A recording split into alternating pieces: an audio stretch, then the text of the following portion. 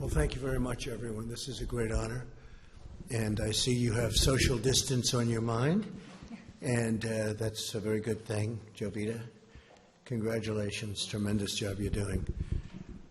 I want to thank everyone for being at the White House, a very special house, a very special place, no matter where you go in the world. They love the White House, and being here in the East Room of the White House in particular, where so many important functions have taken place over the years. And today we're really celebrating American workers and small businesses, and we've done a job for you, and we're going to make it so as we open up our country, you're going to be in good shape as opposed to be either losing your business or how do we get some people to work here, especially since your employees were so good over the years, and those are the ones you wanted. So we made that possible for you. We're delighted to be joined this afternoon by representatives of several incredible small businesses from across our country. Also with us, our Treasury Secretary, Steven Mnuchin. Steve, thank you very much. And SBA Administrator. You've been busy, Steve, by the way? A little bit, right?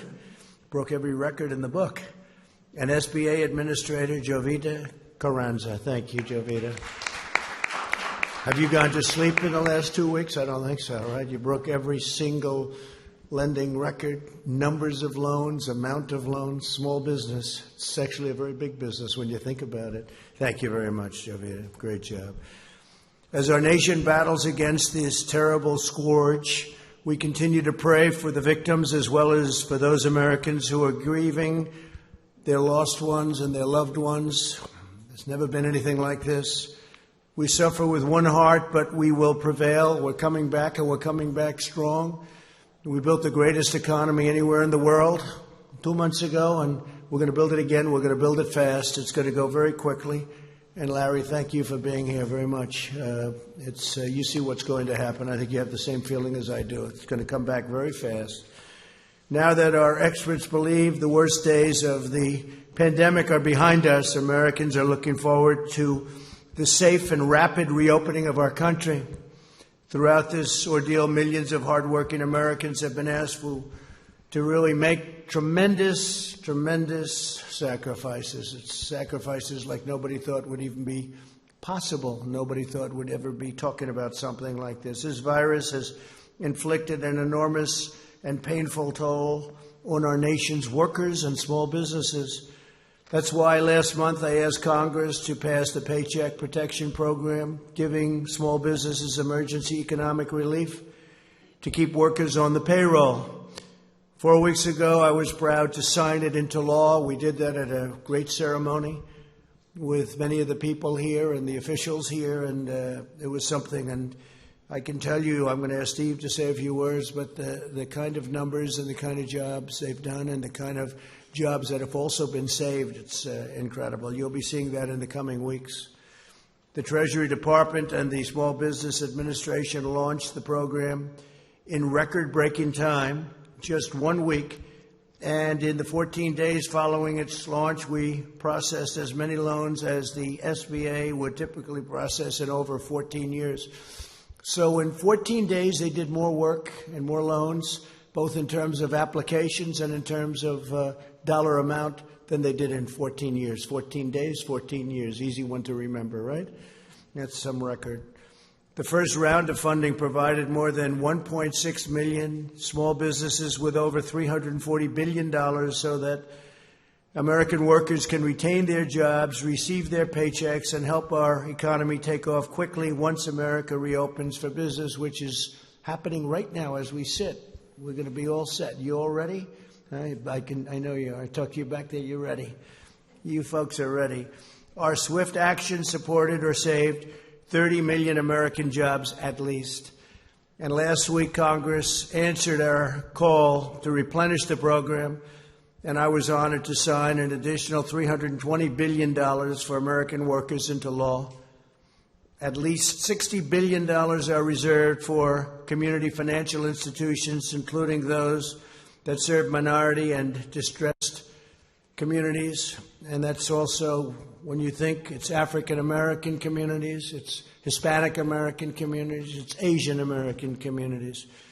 We began accepting applications for the second round of funding yesterday. Demand is extraordinarily high, and there are already twice as many users accessing the system as on any day under the first round. And one of the things that the Secretary of the Treasury told me is that the amounts are much more loans at much smaller amounts. So we like to hear that because we're looking at the small amounts, the smaller businesses, and that's what we want. Nonetheless, we're processing loans at a pace never achieved before. In the first 24 hours of the second round of funding, we've handled over 30% more loans than any previous day of the program. So far, we've processed an amazing 450,000 loans totaling over $50 billion. That's in phase 2. That's incredible. Along with Administrator Carranza and Secretary Mnuchin, Ivanka has played an essential role in spearheading this important program. Incredible role. That's what she wants to do. She wants to help people.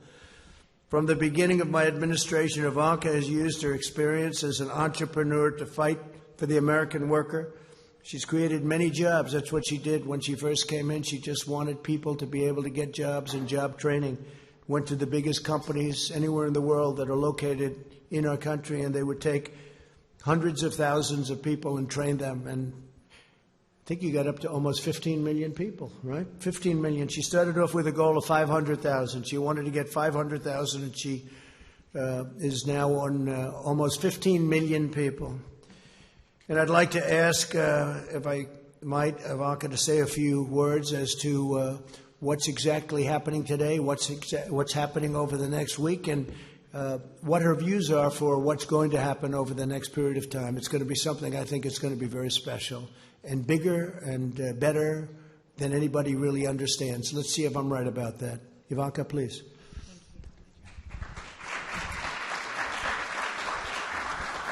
Well, thank you, everyone, and thank you, Mr. President, for convening this incredible group of entrepreneurs and small business owners who very much represent the soul and the spirit, the grit and the tenacity of America's small business owners across the nation. So we're grateful to each and every one of you for joining us here today, and very excited to hear your stories and hear specifically about how you're going through this challenge and how through the Payment Protection Program and through the PPP, you are able to keep your workforce employed. It's about your businesses thriving and growing within your communities. It's about your workforce, who each of you cares very dearly about.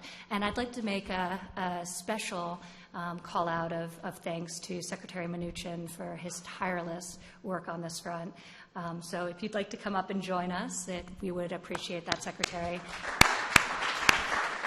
And SBA Administrator Carranza, thank you. You have been such a champion for America's small business. If you'd also like to come up and join us.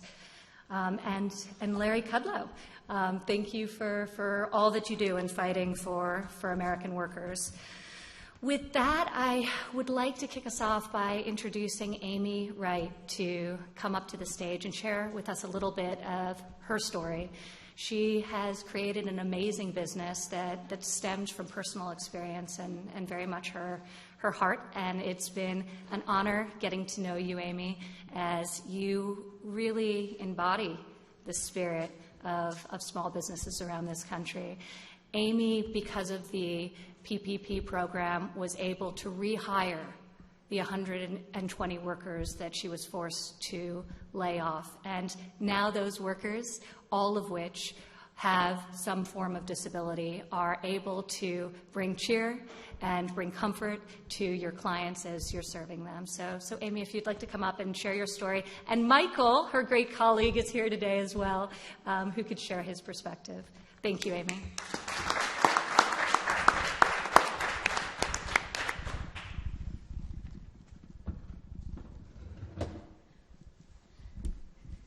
Thank you, Ivanka, Mr. President. I am so honored to be joined by my employee, Michael, who you will hear from in just a moment. Biddy and Beau's Coffee is more than a coffee shop. It's a human rights movement. We employ 120 people with intellectual and developmental disabilities, and for most of them, it's their first paying job, which made the decision for us to temporarily close all 5 of our shops especially difficult. But thanks to the Paycheck Protection Program and the incredible team at Live Oak Bank, all 120 of our employees are back on the payroll today and working from home, writing handwritten notes that we include with each online order we ship.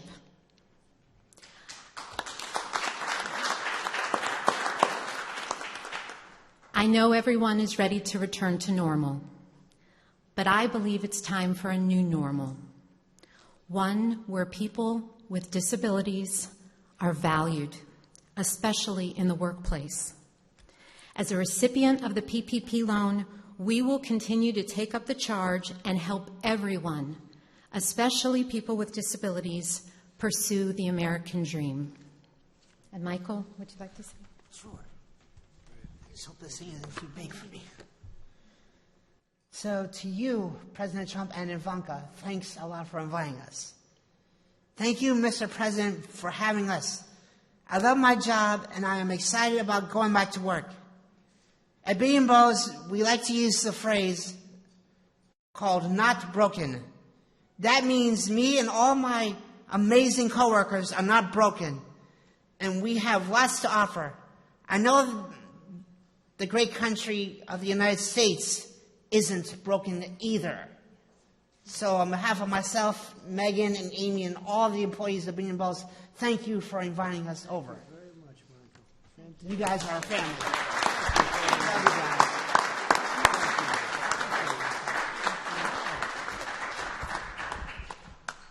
That's better than we did. Much better, Michael. You did a better job. Thank you very much. That's beautiful. Stick around. You get to hear the press ask some questions, and they'll probably be a little bit nicer if you're in the audience, right, Amy? That's pretty good. Also, I'd like to ask Tony Stafford, Chief, sort of the boss, I guess you could say, chef and founder. You're the boss, right? Wouldn't you say? Of Ford's Fish Shack. And I hear it's good stuff. How about explaining, please? Best? Oh, I'll have it. Be careful. Thank you. Come on up, please.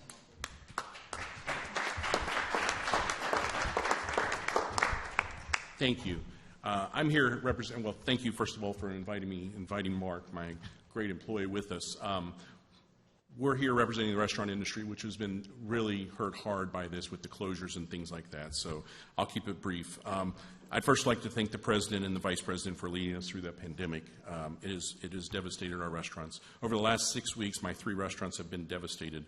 Dining room closures, had to furlough over 100 people. That was an incredible hard phone call to make about 6 weeks ago and tell the employees I've never had to lay off a single employee that I just don't have a space for you. We just don't have, the restaurants are closed, and it was just extremely hard, and it was very emotional, and it was one of the hardest choices I ever had to make. So it was tough, but I promised every employee we would do our best to bring them back, and we would fight every day, tooth and nail, to get them back into the restaurants and be successful like we were the 10 years before all this terrible stuff happened. And now with the help of the PPP loan and the success of the PPP loan that we were able to get, I'm going to be able to keep that promise and bring every one of those employees back. So thank you, Secretary Medunchik. Thank you.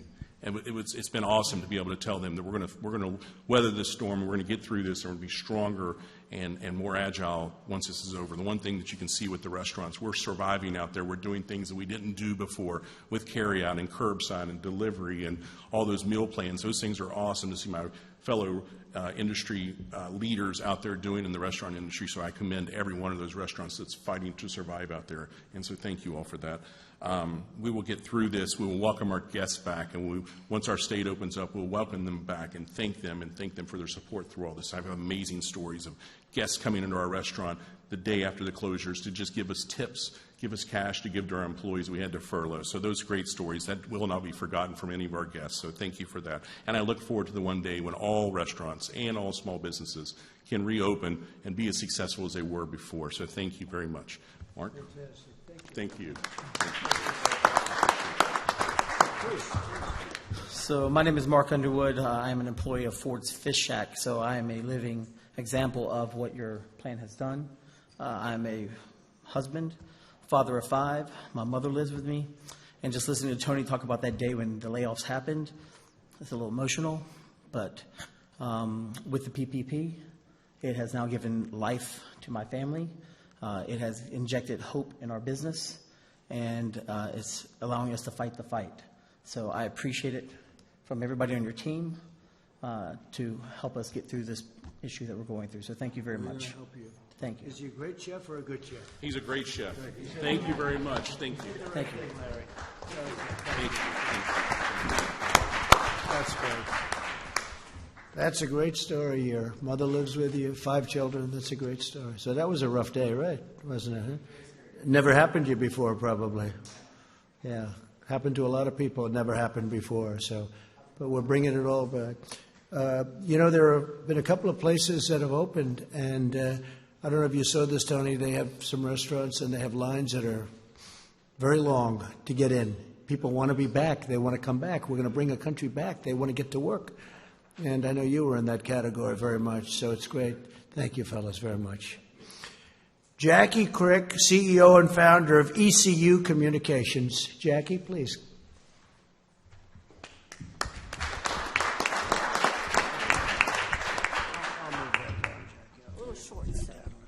I'll get in trouble for touching it.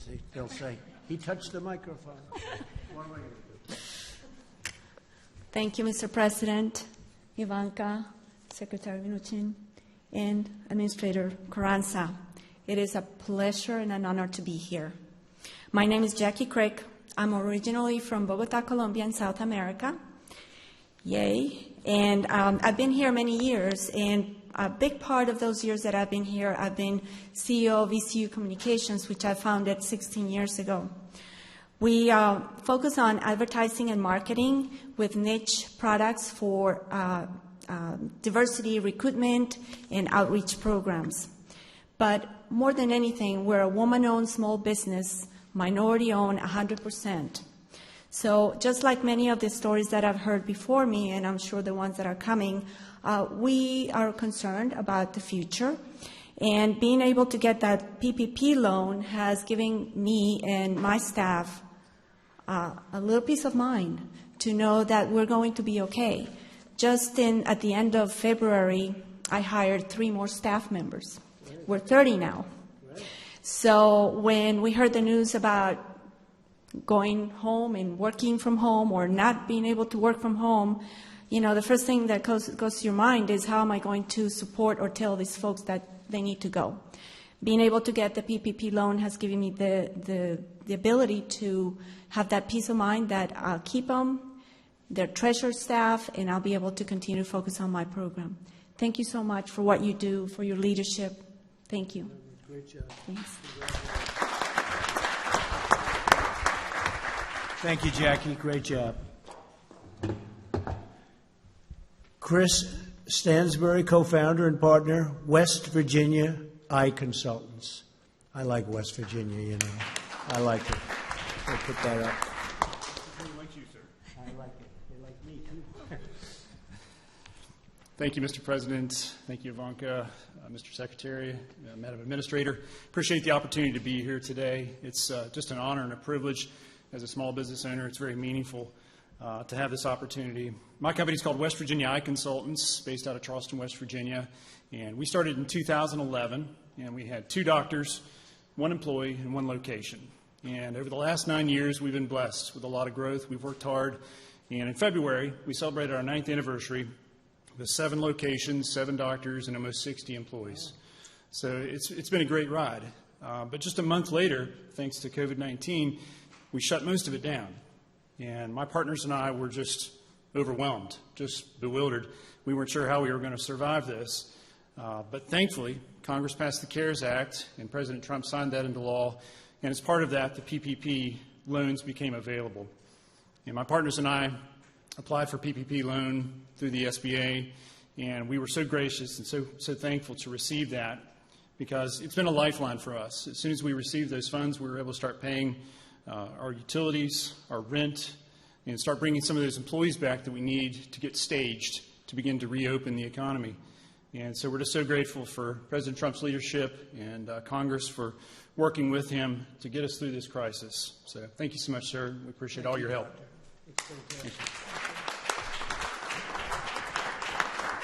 So you do eye examinations, doctor? Yes, sir. And you do glasses and all that? I may have to see you. Okay? I guarantee you're probably better than these high-priced people. I used to see the highest priced, and they were not the best. I'll bet you're better than all of them. So I may have to see you, doctor. I'm serious about it. We can do something quickly, all right? You move quickly, too, right? No long meetings. Good. I may have to see you, doctor. Thank you. Tissa Clark, President and CEO, J.D. Clark Professional Services. J.D. Clark. Hi. Come on up.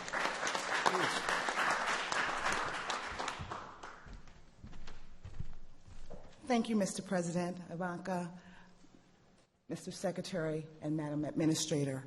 I am Tissa Clark, President and CEO of J.D. Clark Professional Services. I am a general contractor and property maintenance manager for the affordable housing, hospitality, as well as our government agencies, particularly our nonprofits. Most of my employees are the underserved, underemployed, or unemployed. And having the opportunity to be able to apply for a program such as the Paycheck Protection Program allowed me to keep those individuals employed. As a small business owner, my company is based out of Prince George's County, Maryland, and I've been in business for 12 years. And as a small business owner, we never want to fire or lay off, and even to the extent of ourselves not receiving a paycheck. And so I forgoed my paycheck until I could get funds. And so now with the funding that we received via M&T Bank on last Monday, it has allowed us to continue to pay our staff and for even myself as the business owner to once again take a paycheck. So this program is phenomenal for our small businesses. Also, as a side note, Madam Administrator, I did also apply for the Economic Injury Disaster Loan, and I did receive my advance on Tuesday of last week. So these programs are very critical for the small business community, but I do believe that we as small business are strong and we are resilient and we will bounce back. Thank you. Have you ever thought about running for office? You could do it very easily. Huh? You are something. That's a very good job. Thank you very much. Luke Bernstein, Executive Vice President, Chief Retail Officer, and Chief Communications Officer for Orrstown Bank. Come on up, Luke.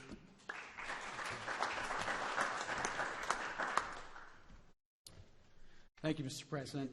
Ivanka, Secretary Mnuchin, Administrator Carranza. I'm Luke Bernstein, proud to be here representing Orrstown Bank. I'm proud of our board, I'm proud of our entire team, and I'm proud of my fellow community bankers throughout the country who've rolled up their sleeves and worked tirelessly to help communities, working around the clock and helping them gain access to paycheck protection funds. Orrstown is a small, 101-year-old community bank based in Pennsylvania and Maryland, and in just 14 days, we were able to process approximately 1,500 paycheck protection loans totaling $370 million. In those 2 weeks, Orrstown processed more loans in total amount than we did in an average year last year. We did more SBA loans in 14 days than in our entire 101-year history. Why? Because this is about the communities. This is not about Orrstown Bank. This is not about banks. This is about people. The stories you're hearing today. This is about what's going on Main Street. The stories of what's happening with the Paycheck Protection Program are not only heartwarming, they're inspirational. We're helping pizza shops, delis, healthcare workers, repair shops, construction companies, and countless others get access to these funds. These people need this money. They're getting a lifeline through this program. Every job is life-sustaining to someone, and the PPP is saving the livelihoods of those in our communities. We want to thank you, Mr. President, for your leadership during this extraordinary and unprecedented time, and for partnering with community banks and Congress to help us and give us the opportunity to do what we do best, and that's serve our communities through the good times and the bad. You have unleashed the innovation of the private industry and we are going to respond. We also want to thank Secretary Mnuchin and Administrator Carranza and Congress for supporting this program and giving the opportunity to community banks around the country to join together and help those in need. With this program, we can do that. Thank you, Mr. President. Thank you. Thank you very much, Luke. That's a beautiful job. Brandon Hudson, President, Ed and Jim's Body Shop. I know what that means. I'll bet you fix beautiful cars. You make them beautiful, right? I'll bet you do. Please come up. Thank you, Mr. President, Ivanka, Secretary. And instead of celebrating on our anniversary on April 1st of being in business, we began furloughing employees. So I would like to take the opportunity to thank President Trump for quickly signing the PPP into action. Because of this program, Ed and Jim's is able to rehire all of our furloughed employees and provide them with a paycheck starting this week. This program has given our small business the funds needed to operate and maintain through this crisis. With everything we've gone through, I can't extend our thank you enough to President Trump for everything he's done for small businesses like us in the automotive industry at a time where our business really depends on people leaving their house and driving. So, Mr. President, thank you very much for what you've done for us and the industry. Thank you. Thank you. And what do you do with cars? Explain.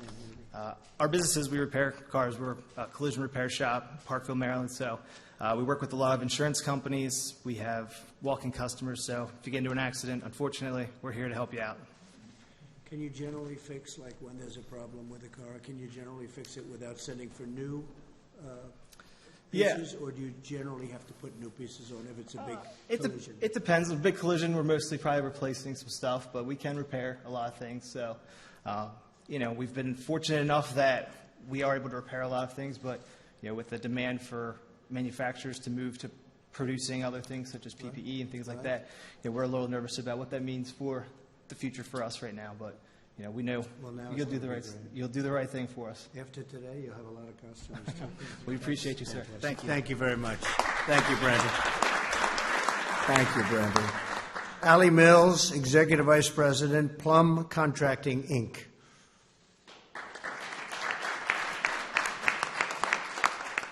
Would you like to have come on up here? He was so good. Put that mask on the way you had it. He was. Thank you, President Trump, Ivanka, Secretary, Madam Administrator. I am here representing the highway industry. Plum Contracting is a third-generation union highway and bridge contractor in Pittsburgh, Pennsylvania. With Pennsylvania's winter construction shutdowns, we have been left with little revenue coming into a new season. COVID-19 abruptly halted all highway work on March 16th in our state. With very little revenue at this point of the season, we were forced to sadly lay off a majority of our employees, about 125, which included trades and management. There were a lot of sleepless nights and fear of losing it all. The Payroll Protection Program was and remains the engine that is carrying our business through this shutdown. We wouldn't survive without it. With our PPP approval, by May 1st, we anticipate our company running at full capacity when the highway industry is permitted to return back to work. We applaud you, Mr. President, for your interest in the welfare of America's small business and the American worker. And thanks to all that, my company will be here to work on a big infrastructure program very soon when you're ready to do that. Thank you. Thank you.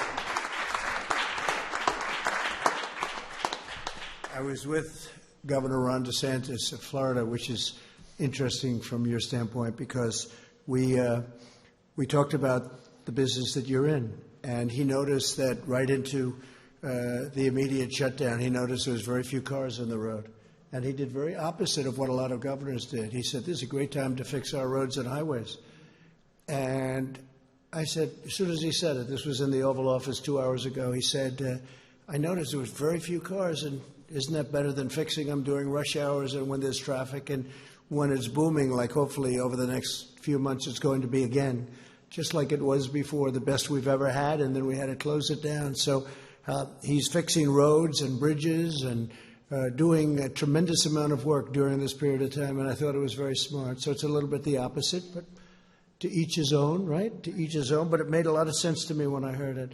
I'd like to ask Secretary Mnuchin to come up and explain just a little bit about how well it's going, how the kind of numbers, the kind of records, to a point where there's never been anything like this, loans coming in, and how the loans are actually smaller than in phase one, and that makes us happy because that means smaller businesses, and that's where that's what we're looking at. That's what we're aiming at this time. Please, Steve. Thank you, Mr. President, and Ivanka, thank you for putting this together.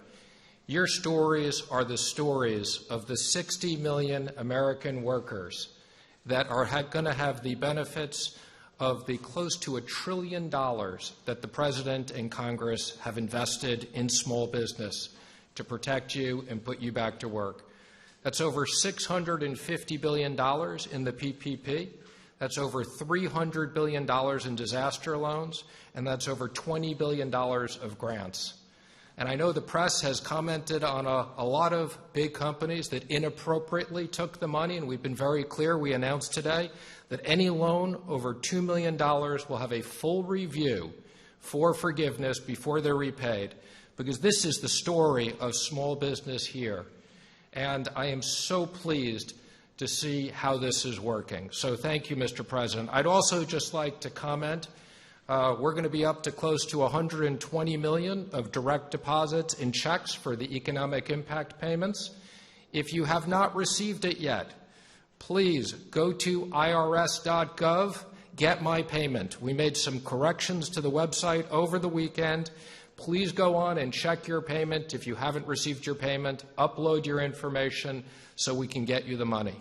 The combination of the direct payments, the PPP, the disaster loans, and enhanced unemployment insurance is the investment that the President has made in American business and American workers. Thank you, Mr. President. Thank you very much, Steve, very much. And on the enhanced, thank you. And, Steve, on the enhanced payments, we're really looking to the state to give that out. And unfortunately, some of the states have very old computerized equipment from many generations ago. But they have the money to give out, and they'll give it out as it comes, and hopefully they'll be able to do the job. Some states have been very efficient, and others have had a hard time, but you'll work with the ones that have had a hard time. But we rely on the states, and we are relying on the states to get it out as quickly as they can, considering especially some of the equipment they have. Maybe now they'll be able to buy new equipment, right? When we get all finished, we'll have nice new computerized equipment so they can do it. With that, if you'd like to ask a few questions, I think this would be a good time, because with these incredible people, this is the media. You've heard me talking about it on occasion, seldom, right? But on occasion. And I think with you in the room, I have a feeling that they'll ask me much nicer questions. They'll tone them down, right? And thank you for the apology. I appreciate it. That was very nice. Yahoo. I appreciate it. It was very nice. Yeah, go ahead. Jim, go ahead. Yes, Mr. President. Today, the U.S. hit a grim milestone of 1 million cases of the coronavirus. Back in late February, you predicted that the number of cases would go down to 0. How did we get from your prediction of 0 to 1 million? Well, it will go down to 0 ultimately. And you have to understand, when it comes to cases, we do much more testing than anybody else. So we could go to some of these other countries, as an example, China. If you test, you're going to show many more cases. So we're doing more testing than any other country in the world by far, which we just discussed over in the Oval Office. So we're going to show more cases because we're doing much, much more testing, double anybody else. Somebody said if you add everybody else combined, that would be a number. And it will be at the appropriate time. It will be down to 0, like we said. Weren't the experts at the time saying that the number of cases would go up, we would have community spread? Well, experts, yeah. Warning about this. Also, experts, many very good experts, very good people too, said that this would never affect the United States. It wouldn't affect Europe. It wouldn't affect anything outside of China. So we were listening to experts, and we always will listen to experts. But the experts got it wrong. A lot of people got it wrong, and a lot of people had no idea it would be this serious. I listened to experts. I'll tell you what, I did something that the experts thought I shouldn't have done. I closed down our country and our borders. I did a ban on China from coming in other than U.S. citizens. And we did very strong checks on even our U.S. citizens. Ron DeSantis was telling me before that when they came in, people were put into quarantine, people were checked, and we're doing that now. So, yeah, I think we did something well ahead of schedule. We did that at the end of January. People were talking about this wouldn't have an impact, as you know, even into March. So I think we've done a great job in the sense that we were early. I think by banning China, and banning people coming in who would have been very heavily infected, we probably saved hundreds of thousands of lives. So on that, I'm very proud. Yeah, please. Mr. President, it's actually Secretary Mnuchin as well. What about the idea of another round of stimulus payments to American taxpayers directly? Democrats, of course, up on the Hill are talking about the idea of a guaranteed income, which obviously could go on for months and months and months. Yeah. What about another round of Well, I like the idea of payroll tax cuts. I've liked that from the beginning. That was the thing that I really would love to see happen. A lot of economists would agree with me. A lot of people agree with me. And I think, frankly, it's simple. It's not the big distribution, and it would really be an incentive for people to come back to work and for employers to hire. The double tax on the company and also on the person. That's what I like. And something like that could happen. Also, I think you have to look, because a lot of people are talking, I assume your next question would be about states. And Steve and I talk about it, and I talk about it with Mitch and with Kevin and with everybody. And the problem with the states is we're not looking to recover 25 years of bad management and to give them the money that they lost. That's unfair to other states. Now, if it's COVID-related, I guess we can talk about it. But we'd want certain things also, including sanctuary city adjustments, because we have so many people in sanctuary cities, which I don't even think are popular, even by radical left folks, because what's happening is people are being protected that shouldn't be protected, and a lot of bad things are happening with sanctuary cities. But that's just standing up here answering this question. That's one of the things I think about. If we were going to do something for the states, I think they'd probably want something having to do with sanctuary cities, something having to do with other different points that we can discuss a little bit later on. Yeah, Jeff, go ahead, please. Mr. President, you're going to sign an executive order today about meat packaging plants.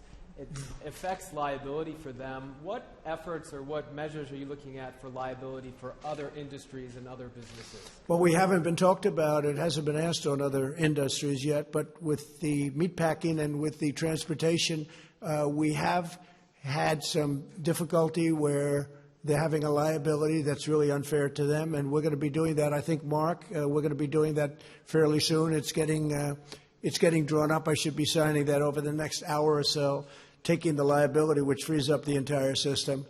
And I fully understand it. Not their fault. Yeah, please, go ahead. No, over here first. I just want to go back to what we discussed a little earlier today. Are you considering asking airlines to test passengers on international but also domestic flights? Yeah, we're looking at doing it on the international flights coming out of areas that are heavily infected. As you know, Brazil is getting to that category. I think they're going to be okay. I hope they're going to be okay. He's a very good friend of mine, the president. But I think that we're going to look at it from the standpoint, I was discussing that with the governor of Florida, with Ron, a little while ago. So we're going to be looking at that coming in from other countries, frankly, but South America seems to be one that's talked about because they have so much business going into Florida. With all of that being said, Florida's done incredibly well, and they're starting to open up very rapidly. But we will be looking into that in the very near future. We're looking at it very strongly. And the airlines will have this responsibility? Either the airlines or government, one or the other. We're working with the airlines. Maybe it's a combination of both. Kristen, go ahead. Thank you, Mr. President. Some health experts say the U.S. needs 5 million tests per day by June in order to safely reopen. You unveiled a plan yesterday that will increase testing, but not by that much. Why not? And can you get to that benchmark? Well, it will increase it, and it'll increase it by much more than that in the very near future. We're way ahead of everyone on testing. We haven't been given the press in terms of, I think, fairness of the press, but that's okay, and that's why I appreciated the statement before by Yahoo. We are way ahead on testing. We are the best in the world on testing. We've tested much more than anybody else, times 2. or every country combined. We've tested more than every country combined, and they keep talking about South Korea, and I'm very friendly, as you know, with President Moon, who just had a great victory, a new victory, as we're very happy about. But he will tell you how well the United States has done on testing, and he told me that very strongly. The quality of our test is the best, and the number is the best. Now, with all of that being said, we will be going to an even higher number, and it goes up exponentially. And I've told you that. We inherited a very broken test, a broken system and a broken test, and within a short period of time, we were setting records. So we have set records. We've done more than the entire world combined. We've done more than any other country in the world. So I think we've done a really good job. Now, with that being said, not everybody feels as strongly about testing as others. We have some governors that are very strong on testing. We have other governors, frankly, that aren't nearly as strong on testing. Their test is much more modest, and their real test is when people stop getting sick, and they'll be able to do that too. And I understand both systems very well. But we're going to maximum testing, even though some people won't even want to use it. I hear you saying you're confident you can surpass 5 million tests per day? Is that? Oh, well, we're going to be there very soon. If you look at the numbers, it could be that we're getting very close. I mean, I don't have the exact numbers. We would have had them if you asked me the same question a little while ago, because people with the statistics were there. We're going to be there very soon. We're really doing. I mean, I watched your report on NBC today, and it was an incorrect report, because we're really doing a great job on testing. Unfortunately, the administration, the people that work our government, hasn't been given the kind of credit that it deserves. Last month it was about ventilators. Now we have so many that we're able to give them to Italy, France, Spain. Other countries have been asking us for ventilators. We're making over 150,000. We've distributed thousands and thousands. New York is in great shape with what we've done, as you know. New Jersey's in great shape. We spoke just recently. Ivanka just spoke with the governor, and they're in very good shape with the ventilators. I mean, everybody has, and most of them have far more than they'll ever need. They're starting to send them back. So nobody went without a ventilator, and yet if you read the media from a month and a half ago, it was all about ventilators. And ventilators are tough. That was a tough thing, but we should be very proud of our country. We took assembly lines, and they converted from cars and other things into ventilators. And the job that we've seen has not been seen since World War II. What they have done in terms of the manufacture of very high-grade ventilators is amazing. So now we don't hear about that. And I noticed that the testing is starting to die down, because we now have the best testing anywhere in the world by far, and we have more. And that's a good thing. That's a very good thing. I'm happy about it. We had a call yesterday with governors, and I will say that I'm sure many of you were on that call, even though you shouldn't have been. They shouldn't have been, Amy, but they were. I wonder how that happened. But you heard the governors were thrilled. Now, the following day, if you'll get a Democrat on the call, they'll say, you know, I saw some of them today. They were so thrilled yesterday on a call that they thought it was a close call. And today they were good, but they weren't the same as they were yesterday, because that's the business. They want to try and win on November 3rd. But we're doing a job the likes of which nobody's ever done. And I'm not talking about myself. I'm talking about people in the Army Corps of Engineers, where we built hospitals, where we built thousands and thousands of beds all over the country. New York, what we did was incredible. 2,900 beds in a matter of days. What they've done is so incredible. And FEMA, what they've done. And the doctors and the professionals and all of the people that you see me with all the time. You know, these are great people. And they've really done a great job. And now our country's opening up again, and I think it's going to be very, very successful. I think that, I mean, Larry is here. We talked about it, and we talk about it all the time. I think that third quarter, it's obviously a transition quarter, but I think it's going to be okay, maybe better than okay. Larry thinks better than okay. I think even more so than I do. And then I think fourth quarter will be great. And I think next year is going to be a tremendous year for this country. Jennifer?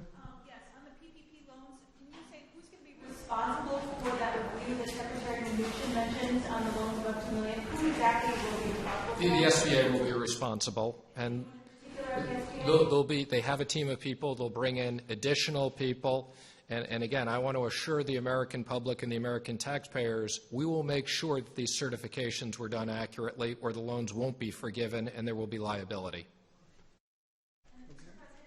Mitch McConnell today told some Republicans on a phone call that does not want to fund infrastructure in a coronavirus stimulus bill. Do you react to that? I think Mitch is looking at it, as I do, to an extent, as the infrastructure. He likes infrastructure. We all do. We have to rebuild our country. $8 trillion has been spent. I wasn't in favor of it. I can tell you that in the Middle East. $8 trillion. Think of it. And yet you wanted to fix a pothole in a roadway or in a highway in this country, and you didn't do it because they didn't have the money, because so much money was spent in the Middle East. Well, that's, as you know, a whole different story now. And we want to do infrastructure, but a lot of the Republicans would like to keep that as a separate bill.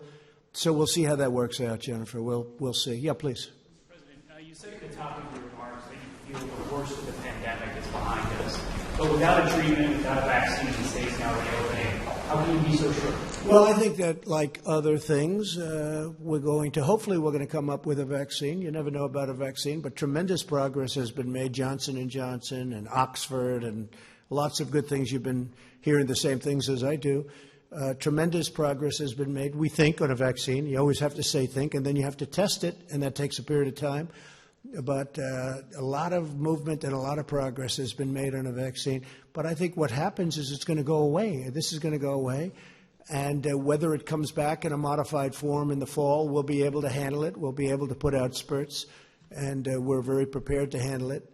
We've learned a lot. We've learned a lot about it, the invisible enemy. It's a bad enemy. It's a very tough enemy, but we've learned a lot. It's in 184 countries, as you hear me say often. It's hard to believe. It's inconceivable. It should have been stopped at the source, which was China. It should have been stopped very much at the source, but it wasn't.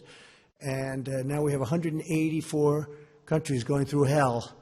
But I think that a lot of good things are going to happen, and I really believe that fourth quarter is going to be maybe tremendous, and the next year I think has a chance to be really getting close to record setting. We hope so. We hope we can be back where we were. We had the strongest economy anywhere in the world, and I hope we're going to be back there again. Go ahead, please. Mr. President, you've spoken about your friend who passed away. I was wondering if you've spoken to the families of anyone else who has lost loved ones to COVID-19, if there's any particular stories that have affected you. Well, I have many people. I know many stories. I've spoken to 3, maybe, I guess, 4 families. Unrelated to me, I lost a very good friend. I also lost 3 other friends, 2 of whom I didn't know as well, but they were friends and people I did business with, and probably almost everybody in the room did. And it's a bad death. It's a bad thing. It grips onto some people. Now we found out that young people do extraordinarily well. That's why I think we can start thinking about schools. But of course, we're ending the school season, so it wouldn't be you wouldn't be back for too long. I notice where Purdue University, a great school in a great state, wants to open and have students come in. I think that's correct. Some colleges, I think I saw Harvard wants to have students come back in the fall. I would hope that they'd have students. I think that the whole concept of computer learning is wonderful, but it's not telelearning. But it's not the same thing as being in a classroom in a great college or a college of any kind, college, university. There's nothing, you can't replace that. So hopefully they're going to be coming back. Young people do very well with this horrible scourge. They do very well. So I am going to see you tomorrow, and we'll have other things to talk about. We have a lot of interesting things. I don't think we should have a news conference today because this is a news conference. In addition, it's a celebration of these incredible people that have done such a good job. And I think we found a couple of stars in this room today. I won't tell you who, but there are a couple. This guy right here is the biggest star in the room, right? We'll all agree he's the big. I vote for you, okay? Great job you've done, and I really appreciate it, too. I appreciate you being here. Couldn't have done better. Of course, Megan and I and Amy would like to know if you and some of your hostess, staff members, bodyguards, or anybody in your company would like to come to Annapolis to to our Be careful, that could happen. That could happen. Be careful. We'll have to do that, Amy. I think maybe we could do something like that. You're very good. He's stolen the show, right? Do we agree? Doc, I'll tell you, I'm getting ready with the eyes. Come on with me if you want. Do a quick one. Want to save a lot of time. We need time. We're opening up the country, Doc, so we need a little time. We can't spend too much. I don't want to spend 2.5 hours at an eye doctor, right? Okay? So we'll think about that. We want to do that. I want to thank everybody, in particular, Jovita. I want to thank you very much. And Steve, you're working. I can call Steve at any time. I can call him at 2 in the morning, 6 in the morning. It doesn't make any difference. I say, did I wake you? The answer is always no. He's doing a great job. We're proud of him. And everybody is, everybody. Our government, we have to be proud of our government, and we have to be proud of our country. These are really terrific people. We're going through a period of time, the likes of which we've never seen in this country before. Certainly, even if you go back into 1917, it was the worst of all time, but it was also not as bad here. It was very bad. It was very rough. It was a bad one, but it wasn't quite like what we're going through right now. And it's because of the amazing, when you look at how contagious this is, where people literally just being in the same area with other people, it catches. So I'm very proud of this country, I have to say. I'm very proud to be your president, and I'm very proud of this country. Thank you very much, everybody. Thank you.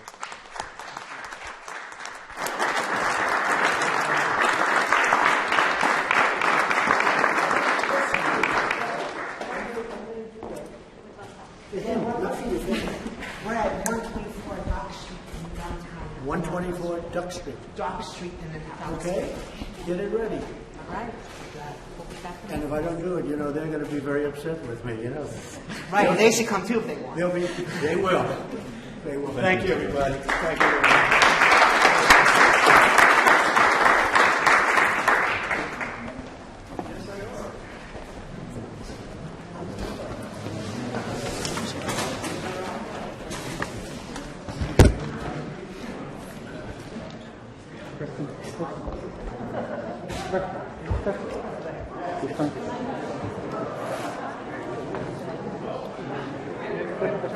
Really appreciate it.